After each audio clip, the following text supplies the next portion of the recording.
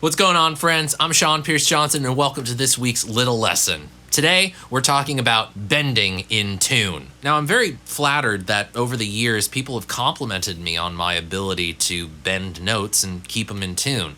But trust me, that's not for a lack of hard work and making sure I can actually do it. And trust me, I still listen to things these days and think I could have done that way better. But thankfully, over the years, because this has been something I've really wanted to work on, I've developed a few different techniques that help me not only get the muscle memory of what an in-tune bend feels like, but also training in my ears to recognize when a bend is in tune. So let's go ahead and get started, and I'll share with you some of this insight. Now, of course, the most common bend that you're going to do is going to be the whole step bend. Let's go ahead and use A minor for now, A minor pentatonic. And then the most common thing is you're going to take that big old G that you're playing right here on the B string, and you're going to bend that up to A.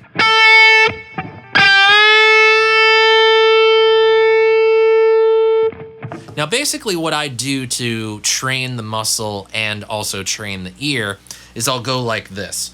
First, I will play the note that I'm bending from, and then play the note that I'm bending to.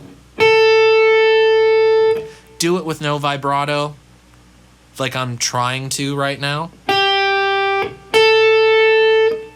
And then from there, I'll practice the bend.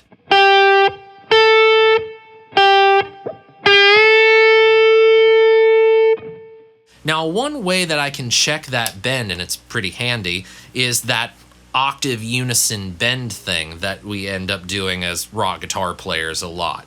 So we're going to take that G, we're going to strike it, bend it up to A at the same time as we're striking this high A.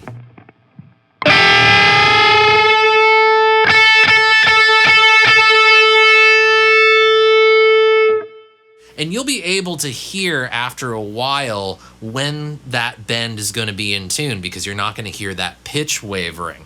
But it's also going to give you a good idea of some of the force you're going to have to put behind the bend in order to get it to go from that G to that A.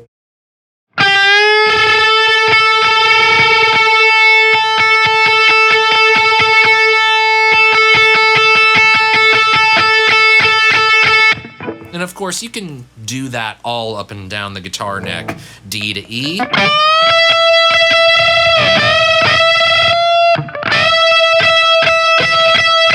See, I'm even messing up doing this lesson for you all right now. It's something that I am constantly working on. But to me, there's no harder bend to get right than the half step bend. For example, if we go ahead to the high E string, play this F sharp, and bend it up to G.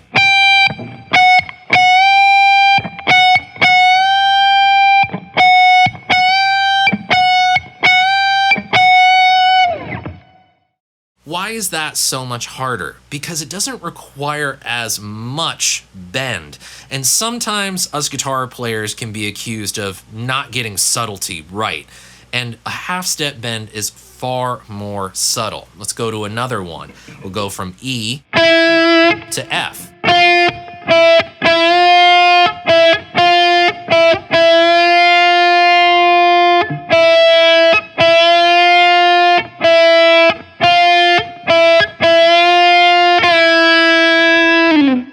There is another way that you can check to make sure your bends are in tune, and that all comes down to something that a lot of us guitar players need to become closer friends with, our tuners. Now, I don't know about you, but I consider my tuner pedal to be one of my best friends, and I definitely in music school used it in this way. Guitar plugged into the tuner, and then out of this bypass jack, which actually negates the muting function of the tuner, into the front end of the amplifier that I'm using. And I'll just sit there with the note, playing it and bending it until I see the tuner say that it's in tune. So let's give it a shot.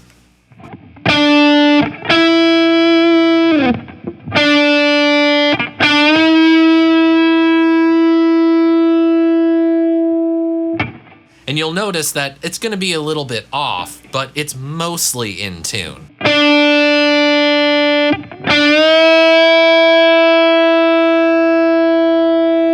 what do you know? I got the tuner on there. This is like the nerdiest thing that you could do. It really is. I don't even know why I'm telling you to do this.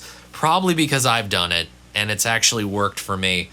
But if you must do this, do it sparingly because it will drive you crazy. But at the end of the day, it will help your bends get in tune and things will just sound a little bit more lyrical. So let's recap what we talked about today. Bending in tune takes work. A lot of work, and I still work at it too, so don't get discouraged. Half-step bends are going to be ever so slightly more difficult than whole-step bends, if only because you're not bending notes as far. And sometimes, us guitar players, we're not good at subtle. Simple practicing, like playing 2 notes in sequence and then playing those same 2 notes with 1 note and then bent up to that second note, is a great place to get started. Unison bends on the high B and E string will help you get some tuning in your ears, but if you really want to excruciatingly practice, you can plug into a tuner and check your tuning of your bends that way. Thanks so much for joining me for this week's Little Lesson video. I hope you got something out of it and you can incorporate more of this into your guitar playing. If you have any questions about bending or any other guitar playing technique, let me know what it is in the comment section down below, because hey, you never know, your question might inspire the next little lesson. And if you enjoyed this and want to see more, please do click the subscribe button and ring the notification bell. If you want to stay up to date on everything here in the YouTube channel, my musical world, or win some cool free gear, join my email list at seanpiercejohnson.com/email. And if you'd like to support the channel with your hard-earned dollars, I would greatly appreciate if you utilize the affiliate links in the description box down below. Buy some strings, buy some picks, or treat yourself, and you can support the channel that way. Thanks so much for joining me. I look forward to seeing you next time. And until then, I'm Sean Pierce Johnson wishing you watching great tone, great health, and happy stomping. Cheers, friends. God bless.